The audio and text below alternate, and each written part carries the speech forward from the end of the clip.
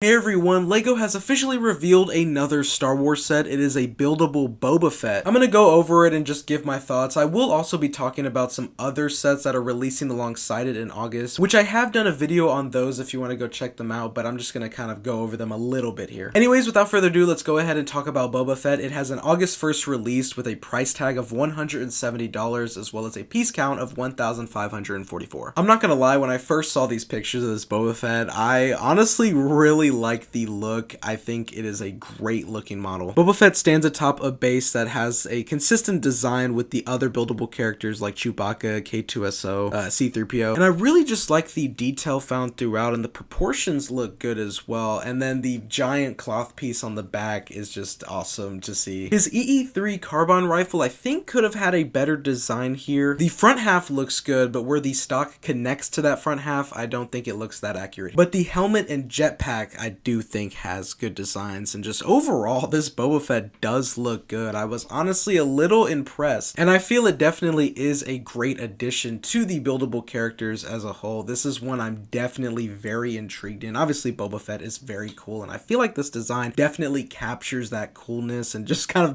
the aura that he gives off. And of course another plus is the posability and the articulation within the arms, the helmet. It's kind of like K2SO where it looks like the legs are more bolted down to the stand for stability, but the upper half is where there's a lot more movement, so that's good that you can kind of recreate some of his iconic poses. Another plus about this set is the Boba Fett minifigure that comes alongside it. It looks to be an updated version and a lot more accurate version to what we see in Return of the Jedi, whereas the one that we've been getting like in the Desert Skiff and Sarlacc pit that came out in 2024 had a bit of an inaccurate leg color. It was a more blue, where here it is that gray. So that's definitely great to see, and I do think that the Boba Fett minifig does look good. It's got the arm printing, so lots of detail there. So the last thing I want to talk about is the price tag, because that is definitely always a common theme when it comes to LEGO nowadays, and I think 170 is definitely hefty. And here's a couple of comparisons to some other buildable characters like Chewbacca, which that model stands 2 inches taller than this one, but had a price tag of $200. And then there was C3PO, which had a price tag of $150. So Boba Fett's about right in the middle. Honestly, I do think that 170 is high. I think it would have done better in the 150 range. So yeah, I'm not a fan of the price tag, but I do really like the look of Boba Fett. It really did capture the coolness, and this is one I would definitely want in my collection. He does look very cool looking at these pictures. Okay, now to briefly talk about each of the sets that are also releasing alongside Boba Fett. We have the Imperial Remnant AT-AT with the INT-4. This was shown at the beginning of the Mandalorian and Grogu movie, and I do think that this is a good looking build, and honestly one of the more better price sets as well for LEGO Star Wars. I love the minifigures. I like the design of the AT-AT. It also has some good interior space,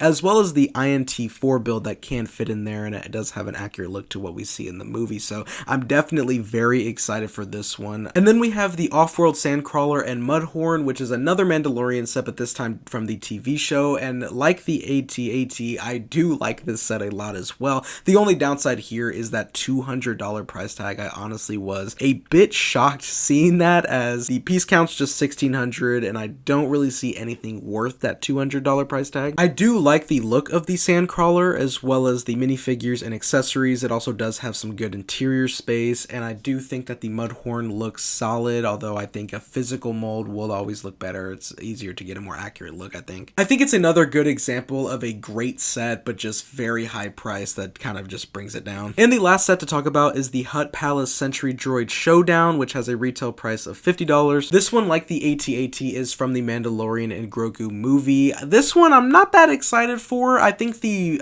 Sentry Droid design is not really that exciting, and just kind of the droid in general, it does look kind of all over the place, and it also looks like a larger version of the Boba Fett mech. They kind of use the same colors and leg design as well, and then the door leading to where the Hutts are, it's a nice accessory build, but also not the most exciting. It's really the minifigures here that I think are the highlight of this set. You get a new Embo, which is just great to see, as well as his dog. So anyways, those are the new LEGO Star Wars August sets that are coming out. Let me know your thoughts on them. I honestly am excited for majority of them. I really want that Boba Fett as well as the AT-AT. I think the Sandcrawler is good, but the $200 price tag really is super high. But yeah, like I said, just let me know in the comments what you think about these sets. Definitely lightsaber slash that like button and hit subscribe with the bell on so you know when I upload. I hope you all have a great day. Thank you so much for watching, and until next time, peace.